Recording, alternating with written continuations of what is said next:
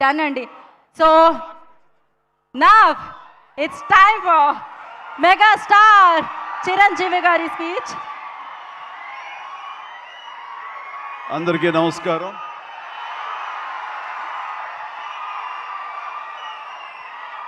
మా అభిమానుల్లో ఆనాటి నుంచి ఈనాటి వరకు క్రమశిక్షణ ఏమీ మారలేదు. అదే క్రమశిక్షణ, అదే ఉత్సాహం. మాట్లాడేవాళ్ళు ఏం మాట్లాడతారు ఇందామంటే కూడా వినపడని అంత గొడవ చేస్తున్నారు మీరు. మీ ఉత్సాహానికి, మీ ప్రోత్సాహానికి మరొకసారి అందరికీ పేరు పేరున నా అభిమానులకు నేను స్వాగతం పలుకుతూ, మీ ఉత్సాహం మమ్మల్ని ఇంత వాణి చేసింది, మా రామ్ చరణ్ ఇంత వాణి చేసింది. సో ముఖ్యంగా మీ అందరికీ నా స్వాగతం పలుకుతూ, ఈ రోజున ఇక్కడికి నేను ఒక అతిథిగా వచ్చిన, ముఖ్యంగా ఒక సీనియర్ నటుడిగా, ఈ సినిమా మీద ప్యాషన్ ఉన్నటువంటి ఒక వ్యక్తిగా, ఈ రోజున ఈ సినిమా ఇంత పెద్ద హిట్ చేసినందుకు ప్రతి ఒక్కరికి యూనిట్తో పాటు నేను కూడా ధన్యవాదాలు తెలియజెప్పాలని వచ్చాను. ఇలాంటి సినిమాలు రావాలి, పరిశ్రమ సుభిక్షంగా ఉండాలి, కళకళలాడుతూ ఉండాలి. దానికోసం ఈ సినిమాని ఇంత పెద్ద హిట్ చేసినటువంటి ఈ సినిమా ఇంత విజయం సాధించినందుకు దోహదపడినటువంటి ప్రతి ఒక్కరికి నేను కూడా బాధ్యతగా నా హృదయపూర్వక ధన్యవాదాలు చెప్పుకోవాల్సిన సమయం ఇది. అండ్ ఈ రోజున ముఖ్యంగా చెప్పాల్సి వస్తే, నేను ఈ సినిమా చూసినప్పుడు ఒక భావోద్వేగానికి లోనయ్యాను. చాలా అరుదైన సినిమాలు కొన్ని ఆ రకమైన ఫీలింగ్ని ఇస్తాయి. ఆ సినిమాలో నేను ఒక క్యారెక్టర్ని, ఒక ట్రైబల్స్ యొక్క జీవన విధానాన్ని, వాళ్ళ ఆవేదాన్ని, వాళ్ళ బాధని, వాళ్ళ పోరాటాన్ని ఇన్ని చూడగలిగానే తప్ప ఏదో సినిమా బాగా చేశారు, బాగా యాక్ట్ చేశారు, అద్భుతంగా చిత్రీకరించారు డైరెక్టరు, ప్రొడ్యూసర్ బాగా రిచ్గా చేశాడు అన్న భావం పోయింది. కేవలం ఒక ట్రాన్స్లోకి వెళ్ళినటువంటి భావం కలిగింది. ఎన్నో చోట్ల నేను కూడా క్యారెక్టర్తో పాటు క్యారీ ఆన్ అయిపోయి ఒక ఉద్వేగానికి లోనయ్యాను. వాళ్ళతో క్యారెక్టర్తో పాటు నేను ఆ బాధను అనుభవించాను. వాళ్ళ పోరాటంలో నేను ఒకనయ్యి ఈ సినిమాలో ట్రావెల్ చేశాను చూస్తున్నంతసేపు.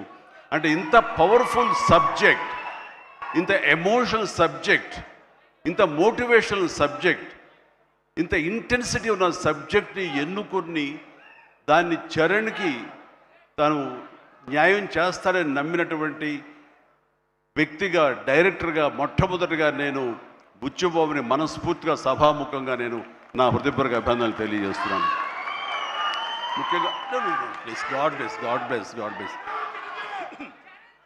తను విలేజ్లో పెరిగిన వ్యక్తి, విలేజ్లో వాళ్ళ మనస్తత్వాలు తెలిసిన మనిషి. అందుకని ఈ కథ ఒక మట్టి కథ, మట్టి మనుషుల కథ. వాళ్ళ యొక్క ఎమోషన్, భావోద్వేగాలని తను పూర్తిగా నమ్మి అవపోసన పట్టిన వాడు కాబట్టి దాన్ని ఇంత అత్యద్భుతంగా ఈ తెర మీదకి ఎక్కించగలిగాడు, మనల్ని ఇన్వాల్వ్ చేయగలిగాడు. అందులో నాలాంటి వాడు సైతం సినిమాని డిసెక్ట్ చేస్తూ చూస్తుంటారే ఆ భావం పోయింది. సినిమాలు ఇన్వాల్వ్ అయిపోయారు అన్నమాట. దానికి ప్రధానంగా దీన్ని ఆ ట్రావెల్ చేయడానికి దోహదపడటానికి ఒక గట్స్ కావాలి, ఒక కన్విక్షన్ కావాలి. దానికోసం మన అన్ని రకాలుగా ఈ సినిమాకి న్యాయం చేస్తుంటే కథకుడుగా అవని, డైరెక్టర్గా కానీ బుచ్చిబాబు 100% న్యాయం చేశాడు. అండ్ ఇలాంటి బుచ్చిబాబు లాంటి శిష్యుల్ని చేరదీసి వాళ్ళలో ఉండేటటువంటి టాలెంట్ని సానబట్టి ఈ సానా బుచ్చిబాబుని మన అందరికీ గిఫ్ట్గా వదిలిన మా సుకుమార్ మాస్టర్ గారిని మనస్ఫూర్తిగా నేను అభినందించకుండా ఉండలేకపోతున్నాను. నిజంగా ఇలాంటి మట్టిలో మాణిక్యాల్ని వెలికి తీసేటువంటి ఒక దార్శనికుడు, ఒక ఫ్యూచర్లో ఇలాంటి వాళ్ళు ఇండస్ట్రీకి రావాలి అంటూ అలాంటి వాళ్ళకి అవకాశం కల్పించేటువంటి సుకుమార్ని నేను ఈ సందర్భంగా మనస్ఫూర్తిగా నేను అభినందించాల్సింది ఉంది. Thank you Sukumar. అలాంటి శిష్యులు మాకు అప్పగా ఇండస్ట్రీకి అవసరం. అండ్ ఇక ఈ సినిమాలో ప్రధానంగా ఇలాంటి సినిమాలు చిత్రీకరించాలంటే కనుక ఎంత డబ్బు అవుతుంది, ఏంటి బడ్జెట్ ఎంత, ఏంటి, దేనికి నెరవకుండా ఒక సినిమా తీయాలి. రామ్ చరణ్ నాకు చేస్తాను, నన్ను ప్రొడ్యూసర్ చేస్తాను, ప్రొడ్యూసర్గా నాకు సినిమాలు ఇస్తానని ఆయన రంగస్థలం టైంలో మాట ఇచ్చాడు సార్. దాన్ని నిలబెట్టుకుంటూ మళ్ళీ నాకు ఈ అవకాశం కల్పించాడు. కాబట్టి రామ్ చరణ్ గారు నా మీద పెట్టుకున్న నమ్మకానికి నేను దీన్ని ఎంతైనా సరే డైరెక్టర్ యొక్క విజన్ మేరకు దీన్ని నేను ప్రజల ప్రేక్షకుల యొక్క దీన్ని మనల్ని పొందేందుకు నేను సర్వశక్తులు వడ్డీ నేను మొత్తం ధారపోసి సినిమాను అత్యద్భుతంగా తీస్తానని ఆ గట్స్ ఉన్నటువంటి నిర్మాత సతీష్ కిల్లారు, ఆయనకి మనస్ఫూర్తిగా నేను అభినందించాలి. ఎందుకంటే దీంట్లో ఎన్నో కష్టాలు వస్తాయి, ఎన్నో బాధలు వస్తాయి. ఫైనాన్షియల్గా వయబుల్ అవ్వచ్చు, కాకపోవచ్చు, డబ్బులు మిగలచ్చు, మిగలకపోవచ్చు, లాభాలు రావచ్చు, రాకపోవచ్చు, ఏమి కాదు. ఒక అత్యద్భుత కథ. ఈ కథకి నిర్మాత అనిపించుకోవడం అంటే నాకు కావాల్సింది ఏముంది అంటూ ఆయన ఈ కథను నమ్మారు. అంత మంచి పేరు వచ్చింది దీనికి. కాబట్టి ఈ సందర్భంగా దీని వెనకల వెన్నుదన్నుగా నిలబడ్డటువంటి కిలార్ సతీష్ గారికి కూడా నా అభినందన తెలియజేస్తున్నాను.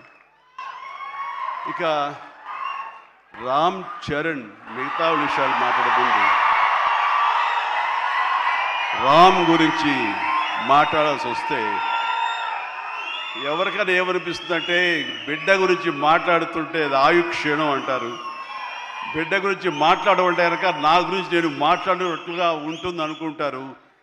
అవన్నీ పక్కన పెడితే ఒక తోటి నటుడుగా ఈ ఇండస్ట్రీలో ఒక సీనియర్ యాక్టర్గా ఇలాంటి ఇంటెన్సిటీ, ఇలాంటి ఇన్వాల్వ్మెంట్ తోటి, ఇంత హై యాక్షన్ తోటి, డ్యాన్సులతోటి, ఎమోషనల్ సీన్స్ తోటి అన్ని రకాలుగా, అంటే ఒక ఆర్టిస్ట్కి ఎన్ని రకాల కోణాలు ఉండాలి, అన్ని కోణాలను పరిపక్వత సాధించి దాన్ని 100% బియాండ్ 100% తెర మీద చూపించేటువంటి చరణ్ నేను మనస్ఫూర్తిగా అభినందిస్తున్నాను. ఒక తండ్రిగా గర్వపడుతున్నాను. రంగస్థలం, మన సుకుమార్ గారి సినిమా రంగస్థలంలో వావ్ ఎంత బాగా చేశాడు, ఎంత అద్భుతంగా చేశాడు అని అనుకున్నాం. కానీ అలాంటి రంగస్థలాలు రావాలంటే మళ్ళీ ఎన్నేళ్ళు పడుతుందో ఏవో తెలియదు. ఎందుకంటే ఇవన్నీ కూడా అప్పుడప్పుడు తారసపడే గొప్ప అవకాశాలు ఒక ఆర్టిస్ట్కి పెర్ఫామ్ చేయాలనుకునే వాళ్ళకి. మిగతావన్నీ కమర్షియల్గా వస్తుంటాయి, మనం అందులో రాణిస్తాం, మెప్పిస్తుంటాం, డబ్బులు వస్తుంటాయి, అన్నీ వస్తుంటాయి. కానీ ఆర్టిస్ట్గా చిరస్థాయిగా నిలబడే సినిమాలు కొన్నే ఉంటాయి.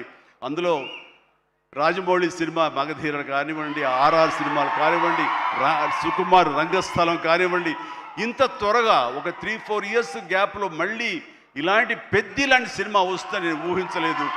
రియల్లీ ఆ రకంగా చరణ్ చాలా అదృష్టవంతుడు ఈ క్యారెక్టర్ రావటానికి. ఈ క్యారెక్టర్లో నేను చూస్తుంటే కాసేపు చరణ్ సినిమా అని కూర్చోని తప్ప నేను కానీ వాళ్ళ మమ్మీ కానీ థియేటర్లో చరణ్ మాకు కనిపించలా, పెద్దే కనపడుతూ వచ్చాడు, పెద్దే అలరిస్తూ వచ్చాడు. సో ఇది చాలా రేరుగా ఉంటుంది. సినిమా అలా కట్టిపడేయటం, క్యారెక్టర్లో కట్టిపడేయటం అంటే కనుక తను ఆ క్యారెక్టర్ని అవపోసన పట్టాడు, దాన్ని పూర్తిగా దాన్ని నమ్మాడు. ఆ క్యారెక్టర్ డైరెక్టర్కి ఏం కావాలో అది డెలివరీ చేయాలన్నాడు. ఒకే ఒక సంకల్పంతో ఉండకపోతే, అంత కఠోరంగా దాన్ని నమ్మి వెళ్ళకపోతే అతను ఖచ్చితంగా ఇందులో ఇంత సక్సెస్ అయ్యేవాడు కాదు. ఇంతమంది చేత ఇలా శభాష్ అనిపించుకునేవాడు కాదు. చెప్పాలంటే ఈ సినిమా చరణ్ మనల్ని సంతోషపెట్టాడు, మన చేత ఆనందంగా గెంతులు వేయించాడు, మన చేత బాధ పెట్టాడు, ఆ బాధకు మనం లోనయ్యేలా చేశాడు, ఆఖరికి విజయం సాధించాడు. ఇలాగా ఎన్ని రకాలుగా చూసుకున్నా సరే ఈ పెద్ద క్యారెక్టర్లో తను రాణించిన విధానానికి, తను పడ్డ కష్టానికి నేను మనస్ఫూర్తిగా నా అభినందనలు తెలియజేస్తూ మరొక ఎన్నో విషయాలు చెప్పాలి. అందులో మరొక విషయం ఏంటంటే ఆర్టిస్టులు అనేవాళ్ళు వాళ్ళ క్యారెక్టర్లో ఎమోషన్ వాళ్ళు ఓన్ చేసుకుని ఫీల్ అవ్వాలి తప్ప వాళ్ళు ముఖవళికలతోటి, ఫేషియల్ ఎక్స్ప్రెషన్స్ తోటి, ఫేషియల్ మజిల్స్ తోటి రాణించి రక్తి కట్టించాలన్నది పెర్ఫెక్ట్ యాక్షన్ కాదు. చాలామంది గొప్ప యాక్టర్లు ఉంటారు, వాళ్ళందరూ కూడా వాళ్ళు తెర మీద బాధపడుతూ మనల్ని బాధ పెడతారు. కానీ లోపల ఉన్న ఫీల్ని వాళ్ళు ఫీల్ అవుతూ తన మనసు లోపల అంతర్గతంగా ఏమి ఫీల్ అవుతాడో దాన్ని కళ్ళ ద్వారా మాత్రమే చూపిస్తూ మనల్ని కంటదడి పెట్టించే విధంగా చేశాడే, అది పరిపూర్ణమైనటువంటి నటన, పరిపక్వత ఉన్నటువంటి నటన. ఈ రోజున రామ్ చరణ్లో పరిపూర్ణత, పరిపక్వతను నేను 100% నేను సాటిస్ఫై అయ్యే విధంగా చేయగలిగాడు. మీరందరూ కూడా ఆశీస్సులు అందించే విధంగా, దాన్ని ఆమోదించే విధంగా ఈ రోజున తెర మీదకి కనిపించిందంటే కనుక అది దాన్ని మనస్ఫూర్తిగా ప్రతి ఒక్కళ్ళం అభినందించాల్సినటువంటి ఇది. ఇక సినిమాని మనసుతోటి ఎలా ఫీల్ అయ్యి చేశాడో అది అలా ఎగ్జిబిట్ అయింది కాబట్టి మన మనసును తాకాడు. అది పక్కన పెడితే ఏ రకంగా బాడీ ట్రాన్స్ఫార్మ్ అయ్యాడు. ఒక్క నిమిషం ఆగండి, మీరు బాధ్యతగా వినండి. నేను చెప్పే విషయాలు మీ అందరూ కూడా మోటివేట్ చేసే విషయాలు, అందుకనే మీరు క్రమశిక్షణతో ఉండండి. Thank you very much. Please ఒక నిమిషం. మీరు ప్రతి వాళ్ళకి ఒక ధ్యేయం ఉండాలి. ఆ ధ్యేయంని మనం ఓన్ చేసుకోవాలి. ఆ గోల్ వైపు వెళ్ళేందుకు ఫిజికల్ కష్టం సరే ఎలా పడాలంటాలో, ఈ రోజున ఒక స్టార్ కొడుకు గోల్డెన్ స్పూన్తో పుట్టాడు. చరణ్కి అవసరం లేదు, డైరెక్టర్ ఏం చెప్పాడు అది మెకానికల్గా చేసి వెళ్ళిపోతే ఇదే సినిమా ఇదే హిట్ అవుతుంది, ఇంతే అవుతుందేమో తెలియదు, కానీ దాన్ని మించి అయ్యింది, బియాండ్ 100% అయింది అంటే కనుక చరణ్ వన్ మ్యాన్ షో అంటున్నాడు అన్న. మీరందరి చేత నేషనల్ అవార్డు వస్తుంది, నేషనల్ అవార్డు విన్నింగ్ పెర్ఫార్మెన్స్ అంటున్నారంటే అవార్డు రానివ్వండి రాకపోనివ్వండి అది పెద్ద సమస్య కాదు. ఈ రోజున రంగస్థలాన్ని కూడా రావాలని నాతో సుకుమార్ గారు ఎన్నోసార్లు అన్నారు. ఇది అవార్డు విన్నింగ్ పెర్ఫార్మెన్స్ అని అంత బాగా చేశాడు మన చరణ్ అంటూ. అంటే అవార్డు రావాల్సిన అవసరం లేదు, అవార్డు రావడానికి ఎన్నో దారులు ఉంటాయి, రావచ్చు రాకపోవచ్చు. బట్ ప్రజల మనుషుల్లో ఇంత అత్యుత్తమ నటన ఇచ్చాడు అన్నారే, దాని మించిన అవార్డు ఇంకోటి ఉండదు అనేది నేను ప్రగాఢంగా నమ్మిన విషయం. కాబట్టి చరణ్ వాళ్ళందరూ ఒక way of expression, award winning performance అంటుంటే కనుక థ్యాంక్ యూ సో మచ్ అనుకోవాలి. కానీ ఈ సినిమాలో తన బాడీగా ట్రాన్స్ఫార్మ్ అయ్యింది. నేను ఎవ్రీ డే ఇంట్లో చూసేవాడిని.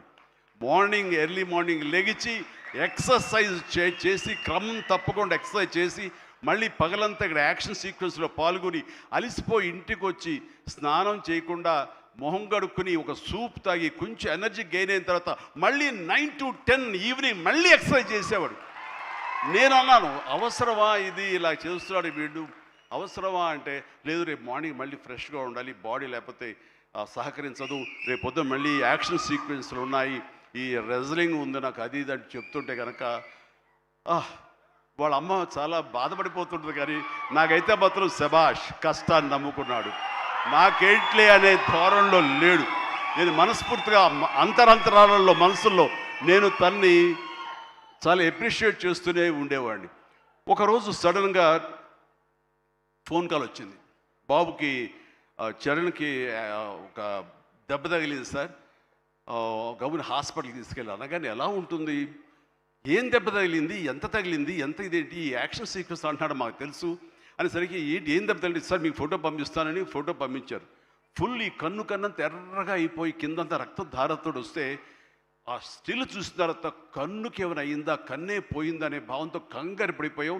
వాళ్ళ అమ్మకు చూపించకూడదా అని చెప్పేసి ఏంటంటే ఇది బాబు హాస్పిటల్ చిన్న ట్రీట్మెంట్ అంట, ఏదో చిన్న ఇదంట అని అన్నానే. కానీ ఆ డాక్టర్ మన సుధాకర్ ప్రసాద్ గారు, ఆయన కాస్మెటిక్ సర్జన్, ఆయన చూసి ఆయనతో మాట్లాడిన తర్వాత చాలా అదృష్టం అండి, కన్ను గుడ్డు పోవాల్సింది పోకుండా ఐబ్రోకి కింద నుండి బోన్ దగ్గర అవతల ఒక డ్రెస్లర్ ఒక గుండు వచ్చి హిట్ చేసింది, అది కట్ అయింది కిందంతా, అంతే తప్ప ఇంకేం కాలేదు, అవి నేను ఎలాంటి ఇబ్బంది లేకుండా నేను స్టిచెస్ చేస్తున్నాను అని చెప్పేసి అంటున్నాడు. ఒక 7-8 పడ్డాయి ఫీచర్స్. ఆ తర్వాత అన్న తర్వాత ఒక సై ఆఫ్ రిలీఫ్ అమ్మాయి, అప్పుడు చెప్పిన వాళ్ళ అమ్మకి పెద్ద ప్రమాదం ఏం కాదని చెప్పేసి. సో అలాంటివి ఉన్నప్పుడు, అంత కష్టం తీసుకుంటున్నప్పుడు నేను బాధపడే కంటే కూడా సంతోషపడ్డాను ఎస్ అని. ఇలాగా ఇది జరుగుతున్నప్పుడు నాకు ఒక పాత ఇన్సిడెంట్ ఒకటి గుర్తుకొచ్చింది. గూండా సినిమా, అది 1983 ఎండ్లో అనుకుంటా, బహుశా నాకు ఇంకా అప్పుడు చరణ్ పుట్టలేదు, మరి కడుపులో పడ్డాడేమో తెలియదు నాకు, ఆ సినిమా టైమింగ్ అది తెలీదు. ఆ సినిమాలో ఒక ట్రైన్ కింద నేను హ్యాంగ్ అవుతూ ఆ రాడ్డు పట్టుకుని క్రాల్ అవుతూ పాకుతూ వెళుతూ ఉంటే, రన్నింగ్ ట్రైన్లో ఒక 30-35 కిలోమీటర్ స్పీడ్లో వెళ్తుంటే కెమెరాలు 4 పక్కల ఫిక్స్ చేసేసారు. అలా చేసుకుంటూ వెళ్ళిన తర్వాత అక్కడ మా నాన్నగారు ఉన్నారు. ఆయన అప్పుడప్పుడు నా షూటింగ్స్కి వస్తుండేవారు రాజమండ్రి అటు వెళ్ళినప్పుడు. ఆయన చూసిన తర్వాత ఎందుకో కడుతారు, ఏ డూపో లోపల పడుకుంటాడేమో అనుకుంటే నేనే పడుకునేసరికి నాన్న కంగారు పడ్డారు. ఒక 2 కిలోమీటర్ల తర్వాత బండి ఆగింది. అక్కడి నుంచి మళ్ళీ తిరిగి వెనక్కి వచ్చేసరికి నాన్న కంగారుగా, ఇంత కష్టం పడాలా నువ్వు, ఇలా చెయ్యాలా, ఇలాంటి షార్ట్గా డూప్లు ఉంటారు కదా, నువ్వెందుకు వెళ్ళాలి, ట్రైన్ కింద నువ్వు దూరటం ఏంటి, వెళ్ళటం ఏంటి, ఒక 3 ఇంచెస్ కిందకి వెళ్తే కంకర్రాళ్ళు తగులుతుంటాయి కదా, ఏమైపోతావు అని చెప్పేసరికి, నాన్న ఇలాంటి చేయకపోతే కనుక మరి నా అభిమానులు ఎలాగా ఆనందపడతారు, వాళ్ళని అలరించడం కోసం నేను చెయ్యాలి, మీరు ఇలాంటివి చెప్పి నన్ను డిసప్పాయింట్ చేయకండి, మీకు తెలియదు ఊరుకోండి, ఏం పర్లేదు, ఏం కాదు, అన్ని రకం జాగ్రత్తగా ఉన్నాం కదా అంటే, ఇప్పుడున్నంత సేఫ్టీ హార్నెస్లు కానీ సేఫ్టీ ప్రికాషన్స్ కానీ ఆ రోజులు లేవు. మన చేతి బలంతో హ్యాంగ్ అవుతూ వెళ్ళాలి. అండ్ అది చూసిన తర్వాత నాన్న ఒక మాట అన్నారు, రేపు పొద్దున ఇప్పుడు అమ్మాయి కడుపుతో ఉంది, అది అమ్మాయి పుడతారు అబ్బాయి పుడతారు మాకైతే తెలియదు, కానీ వాడు అబ్బాయి అయితే కనుక వాడు రేపు పొద్దున సినిమాలోకి వస్తే కనుక వాడు స్టార్ అయితే, వాడు ఇలాంటి కష్టాలు పడితే, ఇలాంటి దెబ్బలే తింటే నా బాధ ఏంటో నీకు అప్పుడు తెలిసి వస్తుందిరా అని చెప్పి నాన్న అన్నప్పుడు లేదు, ఈ కంటి మీద దెబ్బ తగిలింది, మణికట్టు ఫ్రాక్చర్ అయ్యింది అని అన్నప్పుడు నాకు మా నాన్నగారు గుర్తుకొచ్చారు. ఆయన ఆ రోజే అన్నారు, ఆయన నోటి వాక్యం, ఆయన నోటి ఇది, ఆయన బాధతోటి ఉద్వేగంతో అన్నా సరే, ఈ రోజున నా బిడ్డ కష్టానికి ప్రతీక, ఏది ఈజీగా రాదు, nothing is short cut, nothing comes, అడ్డదారులు ఏది రాదు, ఆ కష్టపడితేనే వస్తుంది. ఎస్, అలా కష్టపడ్డాడు. ఈ సినిమాకి అంత మన్నలను పొందారు మీరందరి చేత. ఈ రోజున పెద్దియే అనిపించుకుంటున్నాడు, రామ్ చరణ్ కాదు అనేలాగా ఉంది అంటే కనుక అది చాలు. ఆ బిడ్డకి ఆశీస్సులు మీ అందరి నుంచి. ఇలాగే ఉంటాం మేము, ఎప్పుడు కష్టపడ్డ ఒకటే నమ్ముకున్నాము, కష్టపడతాం తప్ప ఏది షార్ట్ కట్లో కావాలని కోరుకోవు, ఒళ్ళు వంచి పనిచేస్తాం. ఈ రోజుకి అదే, ఈ రోజు కూడా చిరంజీవి గారు మీరేంటి 2 పూటలు ఇంకా ఎక్సర్సైజ్ చేస్తారంటే, అవకాశం ఉంటే 2 పూటలే చేస్తాను, బట్ ఒక పూట మాత్రం చాలా ఖచ్చితంగా చేస్తాను. ఇద్దరం జిమ్లో ఒకరు పోటీ పడుతుంటాం అనమాట. మరి సరదాగా పర్సనల్ విషయాలు మీతో షేర్ చేసుకోవడం ఆనందంగా ఉంది. అండ్ చరణ్ ఈ సినిమాలో తను నటించలేదు, జీవించాడు. అందుకనే ఇంకా చిరంజీవి కాదు, తను చరణ్ జీవి అని మీ నుంచి వచ్చిన మాట ఇది. నిన్న కూడా ఢిల్లీలో పిఎం గారు నరేంద్ర మోడీ గారితో పాటు తను కూడా ఒక కాంక్లేవ్లో పాల్గొన్నాడు, రిపబ్లిక్ టీవీ కాంక్లేవ్లో పాల్గొన్నప్పుడు వాళ్ళు కొత్త కాయినేజ్ పెట్టారు, న్యూ ఏజ్ మెగాస్టార్ అని. ఎస్, మనం ఇలాంటి అవకాశాలు నాకు రాలేదు, కానీ చరణ్కి వచ్చింది. చరణ్ దాంట్లో నిరూపించుకుని ఒక అడుగు ముందుకు వెళ్తున్నాడు. కాబట్టి చరణ్ ముందుంచి నేను వెనక ఉండడం అన్నది సబబు, అది కరెక్టు. బిడ్డలు ఎదిగినప్పుడు, బిడ్డలు ముందుకు వెళుతున్నప్పుడు ఆ పొందే ఆనందం అంతా ఇంత కాదు. సో ఈ రోజున ఈ పెద్ది తర్వాత రంగస్థలంలో కొంతవరకు, ఇప్పుడు ఈ పెద్ది తర్వాత పుత్రోత్సాహం అనేది 100% నేను ఫీల్ అవుతున్నాను. అండ్ ఎవరో అన్నట్లుగా మరి బిడ్డ పైకి వచ్చాడు, బిడ్డ ఫుల్ ఫిడ్గా చేస్తాడు కదా, ఇంకా మీరు చెయ్యాలంటే ఆహా, ఆ విషయం మాత్రం ఎస్ చెయ్యాలి. నేను అంటాను, ఇప్పుడు పని చేయటం డబ్బు కోసమో లేకపోతే ఇంకోటి కోసమో లేకపోతే ఇంకా మీరు ఆర్టిస్ట్గా పేరు సంపాదించుకోవడం కోసం కాదు.